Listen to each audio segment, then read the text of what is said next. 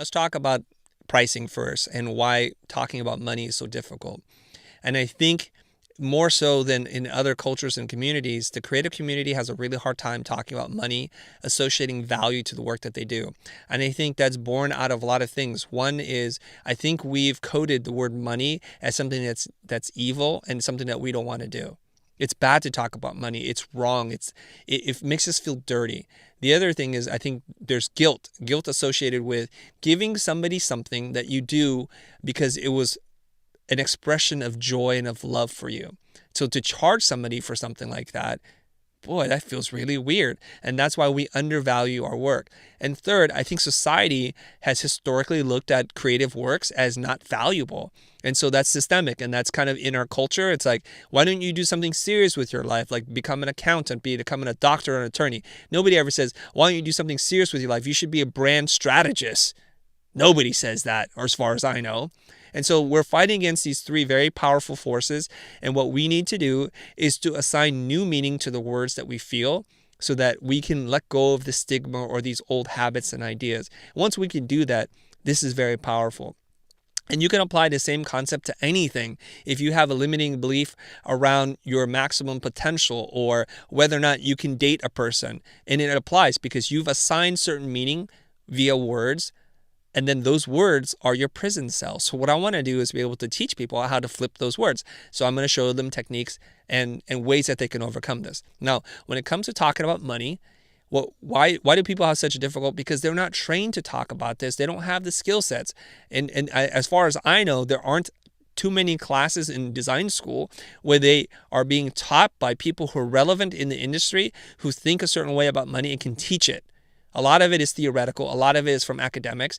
And it's like, well, this is how I learned how to do it 10 years ago. Like you said, those are very old ideas.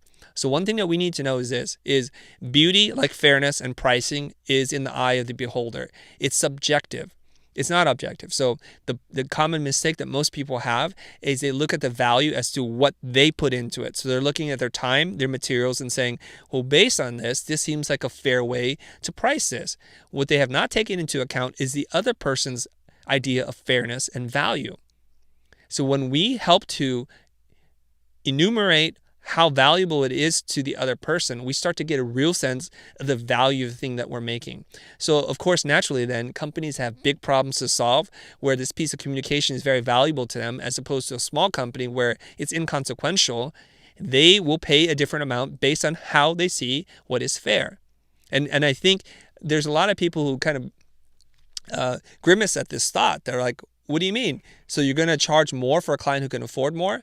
Not necessarily. That's one way that you can look at it. But a company that has more at risk, that has more to lose, needs to spend the time and the money to do their due diligence to have something that's not going to be a liability for them. Like you said earlier, we all have liability. What we want to do is to measure where we want to take our chances, right?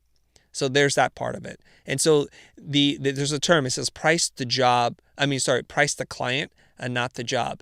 And a lot of people have a hard time understanding it. So I'll say it in a different way. Price Bob and not the job. Think about them as a person. They have needs and wants, desires, hopes, and dreams, and they're coming to you to solve a problem. Let's think about what they want and let's empathize with them and kind of figure it out. From there, I think we can have a real discussion about value of the things that we make, as opposed to defining it by the time and materials that we spend. You're now the ambassador of the graphic design industry and the profession. I want to ask you a question. How does graphic design solve a problem? A graphic design can solve a problem, but the term itself, and it's something that I've used to describe myself. I am a graphic designer. I would say very proudly in meetings, at functions, I'm a graphic designer. I'm a graphic designer. But a graphic designer to me, now I'm looking at the word, is a person who designs graphics. And I think that's a very limiting definition. Whereas a branding designer would solve branding problems, or a business designer, or a culture designer, or relationship designer. So I think it begins with the term. It's easy for us to think, well, we are graphic designers, so therefore we will make things that are graphics, typography, shapes, colors, textures, image, illustration. But what kinds of problems do those things solve? I do not know. So here's what I would encourage everybody who defines himself as a visual artist or a graphic designer to think. I want to be a problem solver. I want to figure out what problem is worth solving first. And then to use my my intelligence, my creativity, my knowledge to solve that problem. And sometimes it takes a graphic form and sometimes it does not. I'll give you an example. If you encounter an entrepreneur who owns a restaurant, but they have a line out the door, and that's not a good kind of line. This is the kind of line where, because their process is slow, their menu is poorly designed, that it's creating confusion. This is the paradox of choice. So a designer, maybe we drop all the other labels, can come in and have a conversation like, what problems we're solving? They might initially say, I need a new logo, or we need the branding to look consistent. Well, I want to dig a little deeper. And why do you say that? And what is the real problem? They're like, well, you know what? Actually, there's a line out the door. We don't know what the problem is. And then if you make some observations, you can see that people spend too long staring at the menu and slowing down the entire process. So then you can make strategic recommendations to say, maybe we need to revisit the menu and to reduce it or create some kind of flow so the person who's looking at the menu has an easier time figuring out how to order. It could be that simple. So then the beauty, the craftsmanship, the making of that menu is a byproduct of the clarity and the thinking and what it is you're trying to do. Great.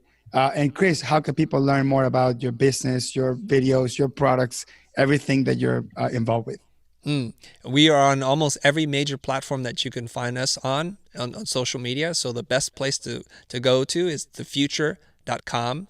The future spelt without an E, as you mentioned earlier. So just think about dropping the ego. It's just the future. Okay. You can go on to YouTube and other social media where we're at.